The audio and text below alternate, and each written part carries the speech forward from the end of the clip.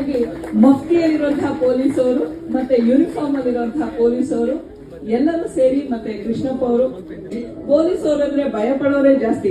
ಎಂತ ವಿಶೇಷ.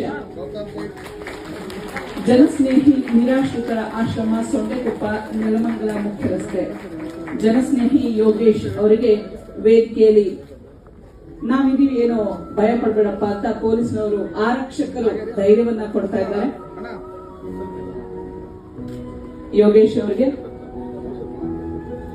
ಆರಕ್ಷಕ ಅಧಿಕಾರಿಗಳಿಂದ ಈ ಒಂದು ಸುಂದರ ಕಾರ್ಯಕ್ರಮದಲ್ಲಿ ಆಶ್ರಯ ರತ್ನ ಪ್ರಶಸ್ತಿಯನ್ನ ಅರ್ಪಿಸಲಾಗಿದೆ.